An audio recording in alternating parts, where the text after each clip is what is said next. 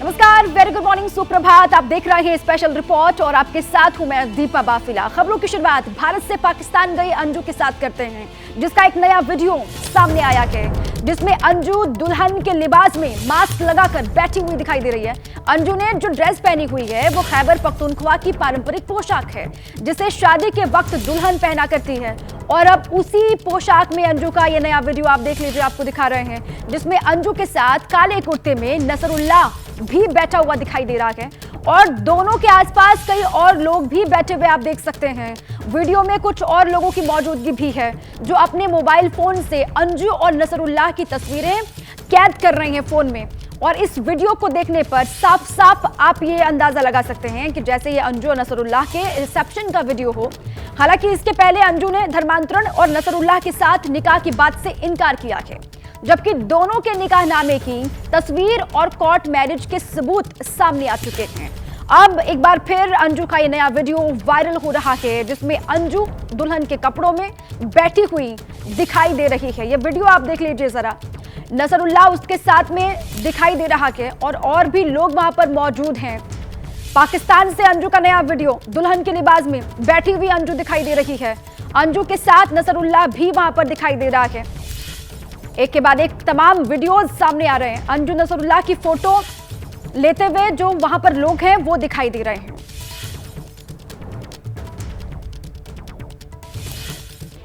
और आइए आगे बढ़ते हैं, बात जिन्नालैंड की भारत प्रेम की। ऑन कैमरा पाकिस्तान के लोग भारत की जमकर तारीफ कर रहे हैं।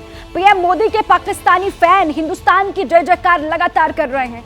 जिन शहरों से पड़ोसी मुल्क के पीएम शहबाज शरीफ और आर्मी चीफ आसिम मुनीर का ताल्लुक है, वहां की पब्लिक भी भारत की तरक्की से इतनी ज्यादा प्रभावित है कि उनका बस चले तो वो बोरिया बिस्तर समेटकर हिंदुस्तान आ जाए। सोशल मीडिया में तो अब ये दावा भी वायरल हो रहा है कि 15 करोड़ पाकिस्तानी भारत आने के लिए बेचैन हैं। और इस दावे को परखने के लिए पाकिस्तान से आया ये सर्वे आपको दिखाते हैं। इस सर्वे में शामिल बयान पाकिस्तानियों के हैं, सुनिए जरा और देखिए। पाकिस्तान से ताजा सर्वेक्षण, हिंदुस्तान में बसने का मन। जो एरिया देखना चाहूंगी इंडिया का, that is from the south और उसका नाम है Karnataka. That is a beautiful place in India. Lahore Karachi से मन उबा, जिन्नालैंड भारत प्रेम में डूबा। इंडिया का अगर देखा जाए तो इंडिया हमसे काफी आगे है। मुनीर के इलाके से आई आवाज, भारत की तरक्की पर हमें नाज। जैसे आपको रिसेंट पता है उन्होंने सैटेलाइट भी वो लॉन्च किया था, तो उसके अलावा भी इंडिया आईटी में हमसे बहुत आगे है। ऐसे एक नहीं अनेकों कबूलनामे हैं। कैमरे पर कई पाकिस्तानियों ने हिंदुस्तान की तरक्की को सलाम किया और कईयों ने तो यहाँ तक बोला कि वो हिंदुस्तान की जमीन पर कदम रखने के लिए बेताब हैं। हिंदुस्तान में बसना ही उनका मकसद है। जिन्नालैंड से आज आप जो सुनेंगे वो आधे पाकिस्तान का पश्चाताप है। कट्टरता के नशे में चूर जिन लोगों ने एक नया मुल्क बनाया, उन लोगों को वहां की युवा पीढ़ी कोस रही है, धिक्कार रही है, लानत भेज रही है। मौका मिले डेफिनेटली तो मैं सबसे पहले तो जो एरिया देखना चाहूंगी इंडिया का, that is from the south और उसका नाम है Karnataka. That is a beautiful place in India and वो बहुत खूबसूरत है, इतनी कलरफुल है कि you will feel like that you are in heaven उस प्लेस में जाते हुए। एग्जैक्टली इस वक्त नेट पे देखिए, but definitely I am going to visit that area. और उसके बाद जिसे मैं मिलना चाहूँगी वहाँ पे, that is one of my favourite actor and her name is Yash from KGF। Shahbaz Sharif और आसिम मुनीर पाकिस्तानी अवाम की नजरों में मौजूदा सबसे बड़े विलेन हैं, क्योंकि भूख, कंगाली और बेरोजगारी के ट्रिपल अटैक से छलनी आबादी को राहत मिल जाए, ऐसा कोई ब्लूप्रिंट दोनों के पास नहीं है। कुछ है तो वो हैं आंकड़े जो बताते हैं कि पाकिस्तान धरती का नर्क बन चुका है। सीरिया, यमन और इराक जैसा नर्क। पाकिस्तान की नेशनल असेंबली में ministry of planning and development की ताजा रिपोर्ट बताती है कि वहां करीब 25% लोग गरीबी रेखा के नीचे हैं, यानी 5.5 करोड़ की आबादी। 2022 में ह्यूमन डेवलपमेंट इंडेक्स में पाकिस्तान का स्कोर था 0.544, जो कि यमन और अफगानिस्तान के बाद एशिया में सबसे नीचे है। मैं गाड़ी पकड़ूंगी तो मैं सीधा सबसे पहले जाऊंगी पंजाब में जाके उनकी जो ड्रेसिंग होती है ना बड़ी मज़े की वो करूंगी और पूरा पंजाब घूमूंगी, वहाँ के फेवरेट सिंगर से मिलूंगी जो मुझे फेवरेट है मेरे। फूड ब्लॉगिंग इंडिया की मुझे बहुत ज़्यादा अच्छी लगती है क्योंकि वो फूड्स को बहुत ज़्यादा प्रमोट करते हैं और कम पैसों में साफ़ सुथरा फूड देते हैं, उनकी मुझे एक प्लस पॉइंट लगता है। तो वो मैं फूड वहाँ का वड़ा पाव बड़ा मशहूर है वो खाऊँगी और चीज़ को बड़ा वो आगे करते हैं, तो मैं चीज़ वाली चीज़ें खाऊँगी और साड़ी, बनारसी साड़ी वहाँ की पहनूँगी। पाकिस्तान में कहीं निकल जाइए, गली गली में मुफलिसी और बदहाली के प्रमाण मिल जाएंगे। जो गिने चुने लोग कम उम्र में ही नौकरी पेशा हो गए वो भी कह रहे हैं कि इस मुल्क में गुजारा करना मुश्किल है।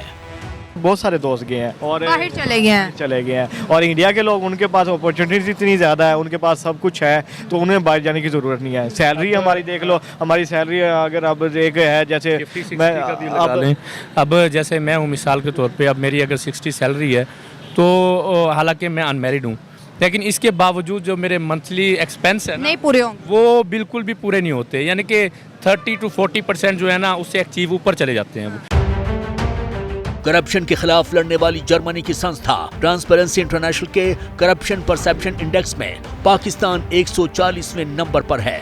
ऊपर से महंगाई ने कमर तोड़ रखी है।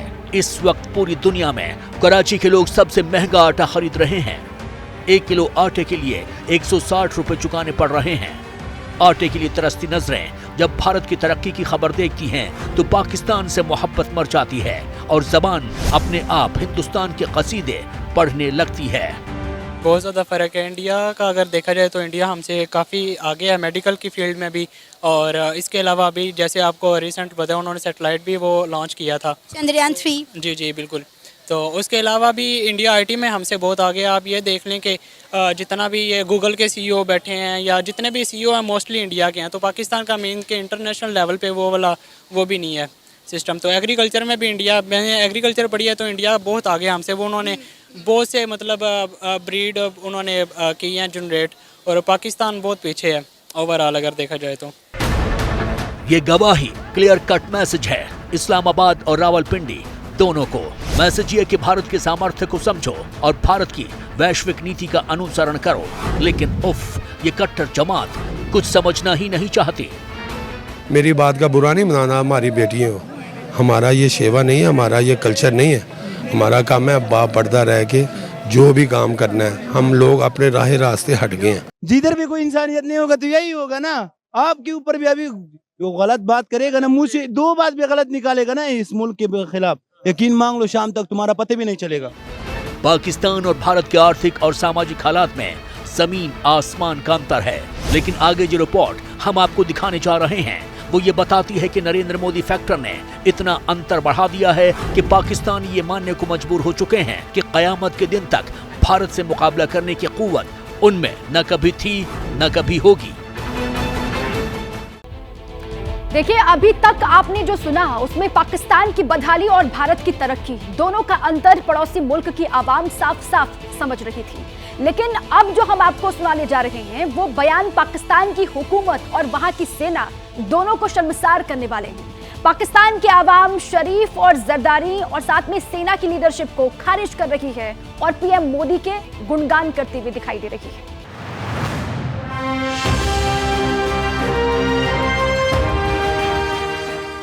जिस सऊदी अरब को मुस्लिम वर्ल्ड का लीडर माना जाता है,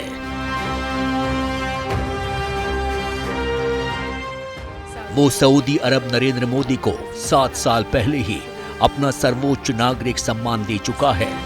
This honor is named after the founder of the modern Saudi state, Abdulaziz Al Saud. Among other notable recipients of this honor are US President Barack Obama, British Prime Minister David Cameron. अप्रैल 2016 की इन तस्वीरों को पाकिस्तान आज तक नहीं भूल पा रहा है।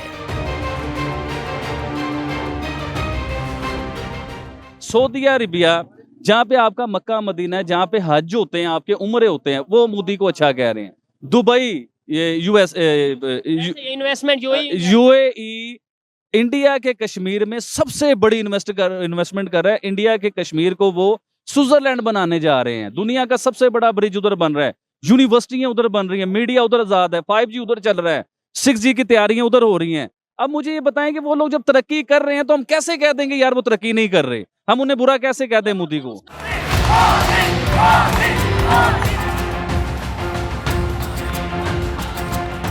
मोदी नीति का असर, भारत की धमक और भारतवंशियों के टैलेंट ने पाकिस्तान को हिलाकर रख दिया है।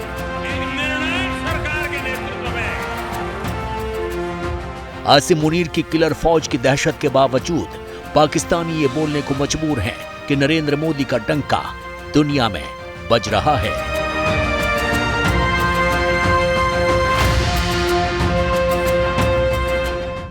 इंडियन मुस्लिम लड़की का कल मैं इंटरव्यू सुन रहा हूँ, खुदा की कसम मेरे रोंगटे खड़े हो गए वो इंटरव्यू सुन के। उसने कहा हम इतने खुश हैं इस इंडिया में, इतने खुश हैं, हमें कोई तंग करता नहीं है, हमें कोई जबरदस्ती कोई बात नहीं करता, कोई हमें पूछता नहीं है, ये सिर्फ मीडिया में दिखाते हैं।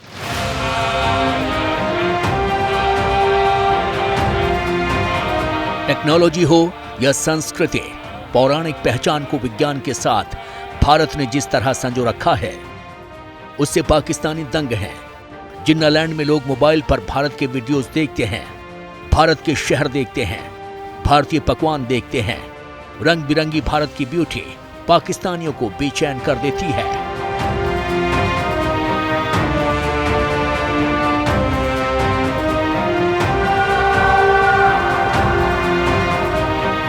अब हमारा वो रह ही नहीं गया कंपटीशन के जी अब इंडिया ये है तो इंडिया वो, अब नहीं है, अब सिर्फ सिर्फ टेक्नोलॉजी है। आप देखो यार कहीं पे भी कंपटीशन बहुत अप हो चुका है, इंडिया तो हमसे बहुत बहुत आगे जा चुका है, हम तो अभी बहुत पीछे हैं। हम बांग्लादेश का अब 2% हम हर बंदे को कह देते हैं 2% का आदमी, अब जो टका है वो भी 3 रुपए ऊपर हो गया हमारे से, बांग्लादेश हमसे बहुत ऊपर चला गया।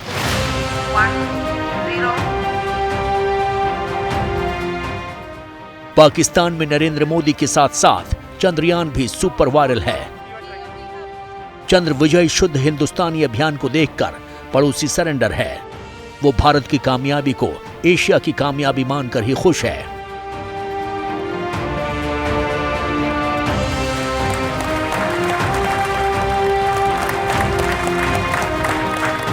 देखिए जी, अब इंडिया जो है वो चंद महीनों के बाद अपना सियारा खिलाफे भेज रहा है। ठीक है, 16 अरब रुपया 700 अरब रुपया उनका लग रहा है और हम 2 अरब के लिए IMF के जो है उनके तल्ले मिलते कर रहे हैं और हमारे ऊपर वो बोझ पे बोझ डाल रहे हैं। हमारे जो है ना सर जो है ना वो शर्म से झुक जाते हैं जब वो हमारे से पूछते हैं ना कि आप कौन से मुल्क से ताल्लुक़ रखते हैं। जब हम पाकिस्तानी बताते हैं ना, कहते यार वहाँ का तो हुकूमती फ्रॉड है, हालात नहीं सही है कि आप कैसे मुल्क के अंदर गुजारा कर रहे हैं। ये जब्र भी देखा है तारीख की नजरों ने, लम्हों ने खता की थी, सदियों ने सजा पाई। जिन्ना की 1947 वाले गुनाह की कीमत पाकिस्तान को अपने वजूद खोने तक चुकानी पड़ेगी और रोज चुकानी पड़ेगी, क्योंकि अब रिटर्न टिकट पॉसिबल नहीं है।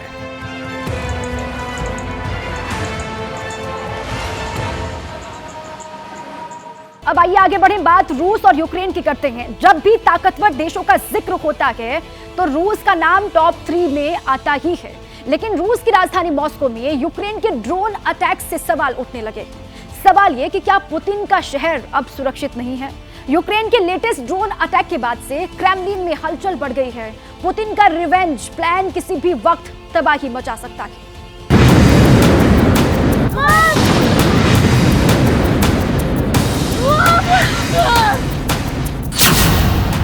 रूस के दिल पर यूक्रेन का अटैक।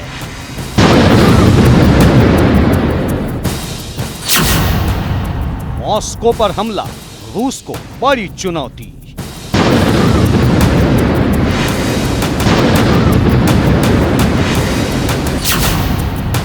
यूक्रेन के टारगेट पर मॉस्को। क्या अब रूस की राजधानी भी सुरक्षित नहीं है? क्या रूस को खुलकर ललकार रहा है यूक्रेन? रविवार सुबह जब यूक्रेन ने मॉस्को पर ड्रोन से हमला किया तो वहां मौजूद लोगों की चीख निकल गई।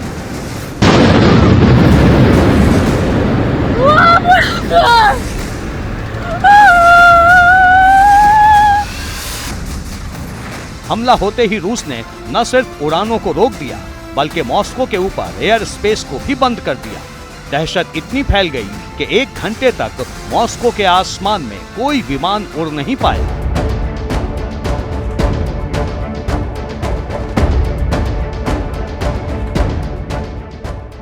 यूक्रेन के ड्रोन हमले में बिल्डिंग का एक हिस्सा तबाह हो गया, सड़क पर मलबा बिखर गया और कुछ देर के लिए वहां के लोगों के होश फाख्ता हो गए।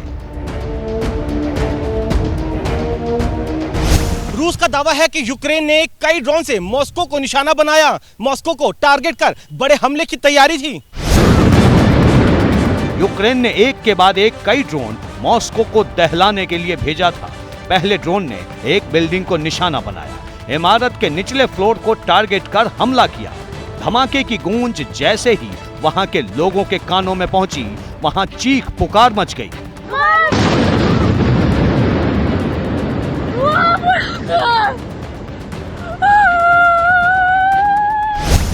पहले हमले के बाद 3 ड्रोन और हमले की तैयारी में थे। मॉस्को के आसमान से वो अपना टारगेट सेट कर रहे थे। शुरुआती हमले के बाद 3 ड्रोन जब मॉस्को की सीमा में दाखिल हुए तो रूस के होश उड़ गए। तीनों तेजी से अपने लक्ष्य को भेदने की कोशिश में जुटे थे, लेकिन इस बीच रूस का एयर डिफेंस सिस्टम हरकत में आया और एक ड्रोन को आसमान में ही मार गिराया। बाकी 2 ड्रोन जाम कर दिए गए, जो एक बिल्डिंग परिसर में टकराकर तबाह हो गए। रूस ने मॉस्को की सुरक्षा को लेकर तुरंत कई कदम उठाए। शहर के हवाई अड्डे को बंद कर दिया और एयर स्पेस में किसी को घुसने की इजाजत नहीं दी। मॉस्को पर हुए अटैक से एक पावरफुल कंट्री में, कैपिटल सिटी में सिक्योरिटी को लेकर टेंशन बढ़ चुकी है। रूस ने तो इस हमले को आतंकवाद से जोड़ दिया है। रूस के रक्षा मंत्रालय ने कहा कि मॉस्को शहर की इमारतों पर ड्रोन से हवाई हमले की कोशिश की गई। कीव शासन के आतंकी हमले के प्रयास को नाकाम कर दिया गया। हमने यूक्रेन के एक ड्रोन को मार गिराया और 2 ड्रोन को निष्क्रिय कर दिया गया। इस हमले में किसी की जान नहीं गई है, सिर्फ एक सुरक्षाकर्मी जख्मी है और बिल्डिंग के कुछ हिस्से टूट गए हैं। हमले का एक सीसीटीवी फुटेज भी सामने आया है। जब ड्रोन से बिल्डिंग पर अटैक किया गया तो सीसीटीवी कैमरे में तेज रोशनी कैद हो गई।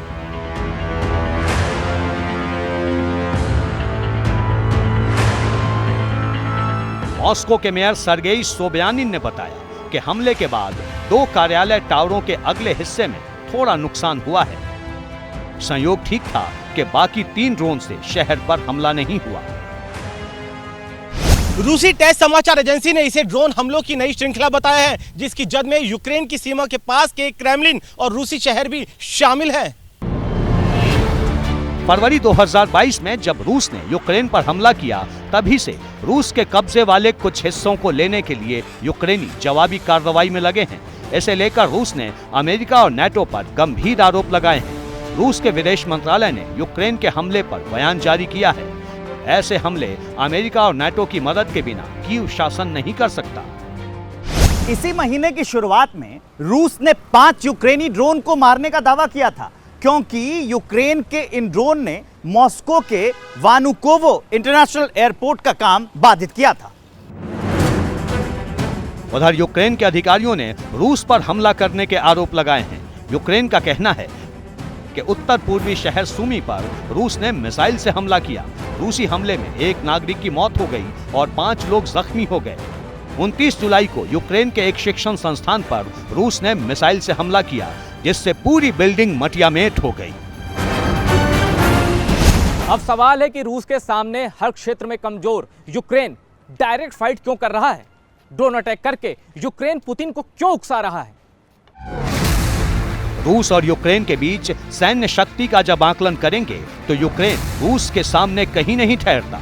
रूस के पास करीब 30 लाख सैनिक हैं, जबकि यूक्रेन के पास 11,55,000। रूस के पास एक्टिव सैनिक 9 लाख हैं, जबकि यूक्रेन के पास सिर्फ 2 लाख। रूस के पास 20 लाख की रिजर्व सेना है, जबकि यूक्रेन के पास 9 लाख की। रूस की वायुसेना में 1,511 लड़ाकू विमान हैं, जबकि यूक्रेन के पास सिर्फ 98 फाइटर प्लेन हैं। रूस के पास 544 लड़ाकू हेलीकॉप्टर हैं, तो यूक्रेन के पास सिर्फ 34।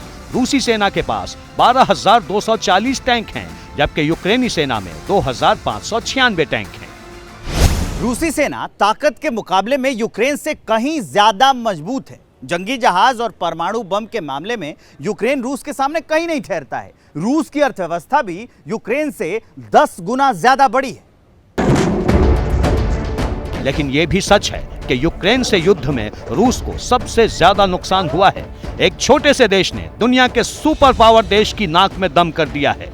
लगातार वो रूस के हमले का जवाब दे रहा है। 24 फरवरी 2022 से लेकर अब तक युद्ध में डटा हुआ है। रूस ने सरेंडर करवाने की कोशिश की, लेकिन यूक्रेन आज भी मैदान में खड़ा है। लेकिन इस युद्ध में उसे भारी नुकसान उठाना पड़ा है।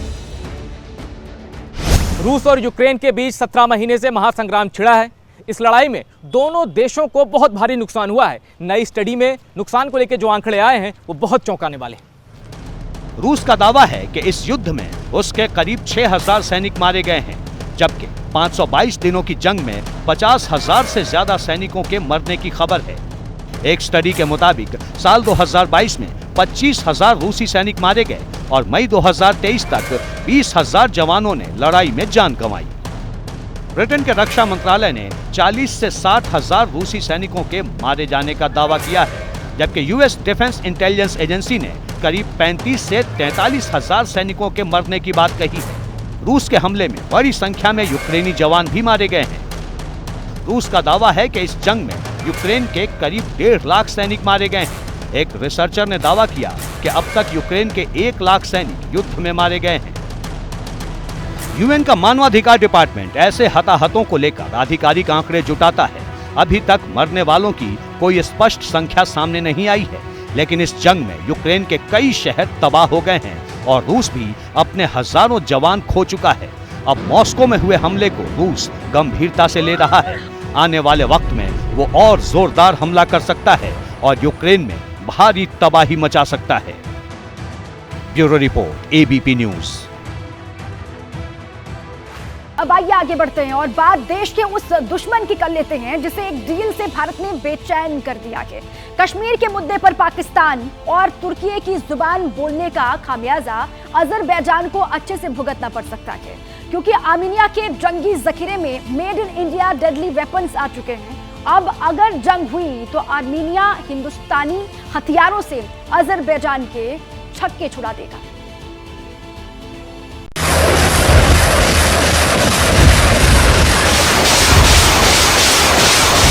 2020 का ये वॉर वीडियो आप भूले नहीं होंगे। 27 सितंबर 2020 से लेकर 10 नवंबर 2020 के दरमियानी 44 दिन नारगोनो काराबाख में अजरबैजान और आर्मीनिया के बीच जबरदस्त लड़ाई हुई। तुर्की के डेडली ड्रोन्स के दम पर अजरबैजान ने आर्मीनिया को गहरे जख्म दिए थे। इसके बाद अक्टूबर 2021 में यूनाइटेड नेशंस में अजरबैजान ने कश्मीर पर जहरीला बयान दिया था। 2 साल भी नहीं बीते, अजरबैजान अपनी कट्टर सोच का खामियाजा भुगतने लगा। हिंदुस्तान के एक कूटनीतिक वार से अजरबैजान बिलबिला उठा है। जिस आर्मीनिया को अजरबैजान अपना दुश्मन नंबर 1 मानता है, उस आर्मीनिया के साथ भारत ने बहुत बड़ी डिफेंस डील की है। आर्मीनिया को भारत ने Pinaka multi barrel rocket launcher दिया है। इतना ही नहीं, विध्वंसक पिनाका के बाद भारत ने शुद्ध देसी हावित्जर तोप का पहला बैच भी आर्मीनिया पहुंचा दिया है। इस तोप का नाम है TC-40।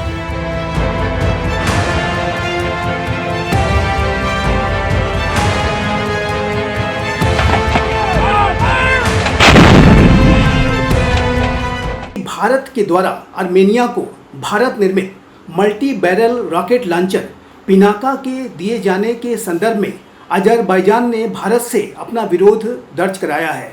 अजरबैजान का ये कहना है कि इससे आर्मेनिया और अजरबैजान के बीच का जो तनाव है वो और बढ़ सकता है। अजरबैजान ने इस संदर्भ में नॉन अलाइनमेंट मूवमेंट और उसमें जो भारत की भूमिका रही है उसकी भी दुहाई दी है। तुर्की और पाकिस्तान की बातों में आकर अजरबैजान ने कश्मीर पर जहर उगला, वो भी ग्लोबल प्लेटफॉर्म पर। कश्मीर पर इंडिया का स्टैंड क्लियर है। जो भी भारत के अभिन्न अंग पर गलत बयानबाजी करेगा, उसका नाम दुश्मनों की लिस्ट में ऐड हो जाएगा। और फिर सबक उसी भाषा में सिखाया जाएगा जो भाषा दुश्मन को समझ में आए। यही वजह है कि अजरबैजान के आधिकारिक विरोध के बावजूद भारत ने आर्मीनिया को वेपन सप्लाई किया। टर्की के द्वारा अजरबैजान को जो सपोर्ट दिया गया था उसका मूल कारण ये था कि अजरबैजान एक मुस्लिम बहुल राष्ट्र है और अजरबैजान ने आर्मेनिया के ऊपर युद्ध में एक विजय पाने का भी दावा किया था और पाकिस्तान के उकसावे पर अजरबैजान के द्वारा कश्मीर के मुद्दे को समय समय पर उठाने की कोशिश की जाती रही है और जाहिर है कि भारत के ये हितों के विपरीत है और जहाँ तक भारत और आर्मेनिया के बीच के संबंध हैं वो लगातार बेहतर हो रहे हैं। अजरबैजान भारत के वार से छटपटा रहा है। जल्दबाजी में उसने वही हरकत की जिसकी एक कट्टर मुल्क से उम्मीद की जा सकती है। खबर है कि अजरबैजान पाकिस्तान से JF-17 खरीदने वाला है।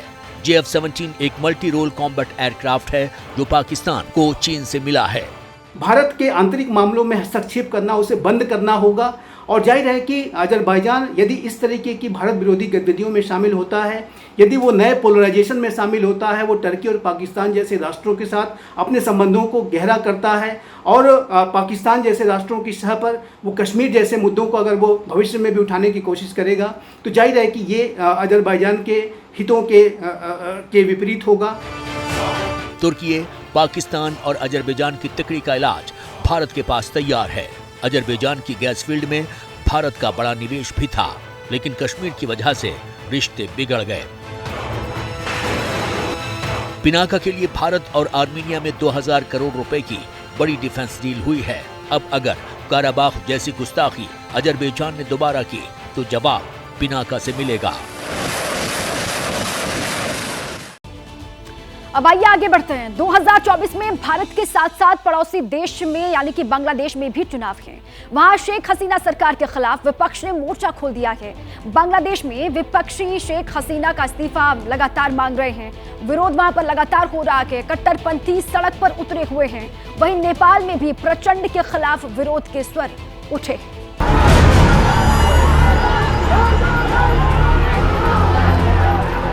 ढाका की सड़कों पर आंसू गैस के धुएं के उस पार कुछ भी दिखाई नहीं दे रहा है। प्रदर्शनकारी धुएं को दीवार बनाकर सुरक्षा बलों पर जमकर पथराव कर रहे थे।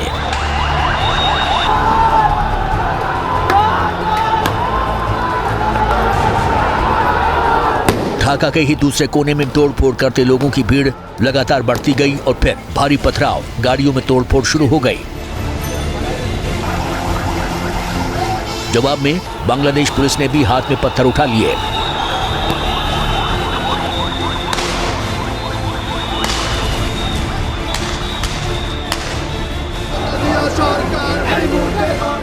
बांग्लादेश की प्रधानमंत्री शेख हसीना की इस्तीफा मांग को लेकर विपक्ष ने ढाका की सड़कें जाम कर दी। जमकर तोड़फोड़ और पुलिस पर पथराव किया। जब प्रदर्शन उग्र हुआ तो पुलिस और प्रदर्शनकारियों के बीच गुरिल्ला वार शुरू हो गया।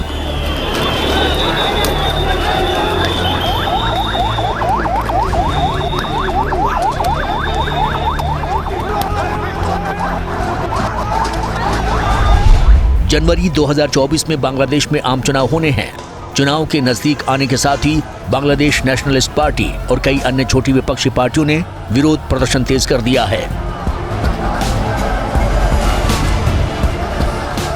আমরা গণতান্ত্রিক নীতি পদ্ধতি এবং যে শান্তিপূর্ণ কর্মসূচি হয় যেভাবে দরকার সেইভাবে করেই আমরা জনগণকে সাথে নিয়ে নেতাকর্মীদের সাথে নিয়ে আমরা আমাদের কর্মসূচি করছি। হ্যাঁ, তারা আক্রমণ করতে পারে, তারা আঘাত করতে পারে, কিন্তু আমাদের দৃঢ়তা, আমরা আমাদের যে দাবি এটা ন্যায়সঙ্গত দাবি, আমরা আদর্শের পথে। विपक्ष का आरोप है कि शेख हसीना सरकार करप्शन और मानवाधिकार का हनन कर रही है। ऐसे में शेख हसीना तुरंत संसद भंग करें और देश में लोकतंत्र बहाली के लिए एक अंतरिम केयरटेकर गवर्नमेंट को सत्ता सौंपें। चुनाव नजदीक आने के साथ ही विपक्षी प्रदर्शन बढ़ते जा रहे हैं। इन आंदोलनों का, इन प्रोटेस्ट का एक कारण ये है कि बांग्लादेश शेख हसीना पिछले 3 कार्यकाल से प्रधानमंत्री हैं, अपनी पार्टी अवामी लीग के अध्यक्ष हैं और वो उम्मीद कर रहे हैं कि चौथे कार्यकाल में चौथे कार्यकाल में भी वो प्रधानमंत्री के तौर पर वापस लौटेंगी, जबकि बीएनपी नहीं चाहती। बीएनपी ये इसीलिए बीएनपी जिसके पास सिर्फ 7 सांसद हैं, जबकि शेख हसीना के पास 350 में से 330 सांसद हैं। बांग्लादेश की प्रधानमंत्री शेख हसीना ने पहले ही जनवरी 2024 में आम चुनाव कराने का ऐलान कर दिया है। ऐसे में विपक्ष सड़कों पर उतर आया है। दरअसल शेख हसीना की बांग्लादेश अवामी लीग 2008 से चुनाव जीत रही है, जबकि मुख्य विपक्षी दल बांग्लादेश नेशनलिस्ट पार्टी की नेता खालिदा जिया 2018 से जेल में बंद हैं। देखिए, बांग्लादेश नेशनलिस्ट पार्टी एक तरह से कमजोर थी, परंतु अब उसकी ताकत बढ़ गई है। पर आप ये भी देखिए, जो फिलहाल शेख हसीना की पार्टी है जो कि सत्ता में है, ये 15 साल से सत्ता में है और एंटी इनकम्बेंसी का फैक्टर भी अब आने लगा है शेख हसीना की सरकार के ऊपर इतने लंबे समय से। वहाँ दूसरी तरफ जो ऑपोजिशन यानी कि बांग्लादेश नेशनलिस्ट पार्टी है, इसकी कुछ इन्फ्लुएंस बढ़ा है।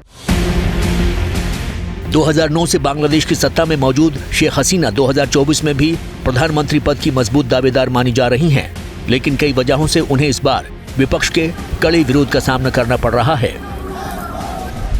दरअसल 2001 में खालिदा जिया जीती, लेकिन 2008 में अवामी लीग ने परचम लहराया और शेख हसीना प्रधानमंत्री बनी और एक बड़ा बदलाव किया।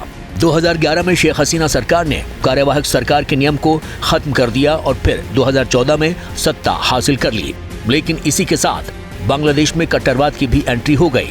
2018 में करप्शन के मामले में खालिदा जिया को जेल होने के साथ ही एक तरह से उनका राजनीतिक करियर खत्म हो गया, लेकिन खालिदा की पार्टी बीएनपी ने मैदान नहीं छोड़ा। 2018 में शेख हसीना को टक्कर दिया, लेकिन कुर्सी नहीं मिली और एक बार फिर शेख हसीना की पार्टी को जीत मिली। दोनों ही पार्टियां बांग्लादेश की सत्ता पाने के लिए अलग अलग सियासी दांव आजमाती रही हैं, लेकिन अब तक शेख हसीना का दांव भारी पड़ता रहा है।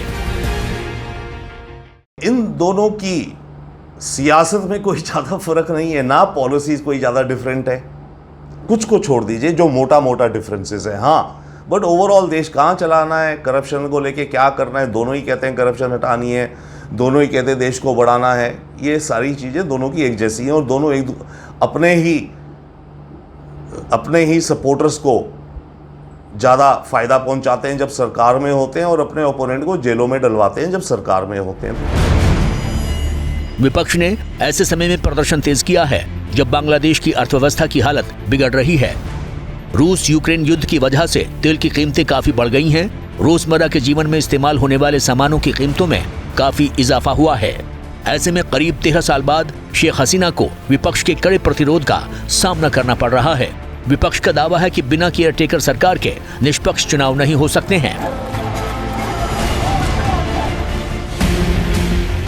भारत के पड़ोसी देश बांग्लादेश में अवामी लीग और बीएनपी की राजनीतिक विचारधारा में जमीन आसमान का अंतर है। 2014 में बांग्लादेश में आवाज उठाने वाले कई ब्लॉगरों की हत्या हुई थी। इन हत्याओं के पीछे कट्टरपंथी विचारधारा के लोगों का हाथ माना गया, क्योंकि खालिदा जिया की राजनीति पाकिस्तान सेंट्रिक और कट्टरवाद की तरफ झुकी मानी जाती है।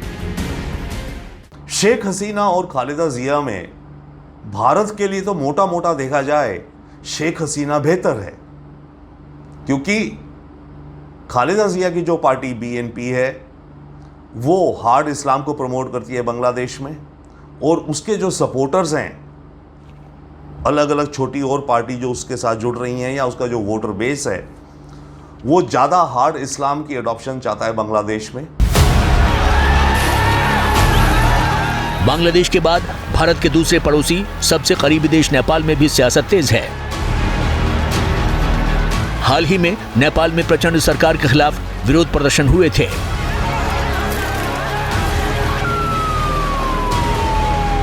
अब रोजमर्रा की चीजों के बढ़ते दामों ने लोगों की मुश्किलें बढ़ा दी हैं। ऐसे में विपक्ष को प्रचंड सरकार को घेरने का एक और मौका मिल गया है। नेपाल के प्रमुख विपक्षी दलों का ये आरोप है कि नेपाल के वर्तमान प्रधानमंत्री पुष्पकमल दहल प्रचंड ने भारत और एक नेपाल स्थित भारतीय बिजनेसमैन के संदर्भ में कुछ विवादित बयान दिए हैं, जिससे कि नेपाल की संसद की गरिमा को और नेपाल की गरिमा को ठेस पहुंची है। ऐसा आरोप नेपाल के विपक्षी दलों के द्वारा लगाया गया था। नेपाली व्यापारियों का दावा है कि सरकार ने जब से 13% वैट लगाया तब से भारत से आयात करीब करीब बंद हो गया। नतीजतन जरूरी चीजों के दाम आसमान छू रहे हैं। नेपाल में विपक्ष ने सरकार के खिलाफ मोर्चा खोल रखा है और फैसले को जनता विरोधी करार दे रहा है। भारत के 2 पड़ोसी देशों में विरोध के बादल छाए हुए हैं। कट्टरपंथियों ने मोर्चा खोल दिया है। नेपाल में विरोध से भारत का कुछ नुकसान नहीं होगा, लेकिन बांग्लादेश में अगर कट्टरपंथियों की समर्थित पार्टी सत्ता में आ गई तो चुनौतियों का सामना करना पड़ेगा और एक शांत बांग्लादेश फिर अशांत हो सकता है। Bureau report, ABP news. अब आइए आगे बढ़ते हैं। आज सावन का चौथा सोमवार है। उज्जैन के महाकालेश्वर मंदिर में आज भोलेनाथ की विशेष पूजा अर्चना की जा रही है। श्रद्धालु सुबह से लगातार पहुंच रहे हैं, भोलेनाथ की पूजा अर्चना यहां पर कर रहे हैं। देखिए लंबी लाइन, और इस तरीके से सावन का ये चौथा सोमवार है। उज्जैन के महाकालेश्वर मंदिर की ये तस्वीर इस वक्त आप देख रहे हैं, जहां पर भगवान भोले के भक्त बहुत बड़ी संख्या में पहुंच रहे हैं, पूजा अर्चना कर रहे हैं। और ये कहा जा रहा है कि सुबह से लगातार ऐसी ही भीड़ वहां पर दिखाई दे रही है।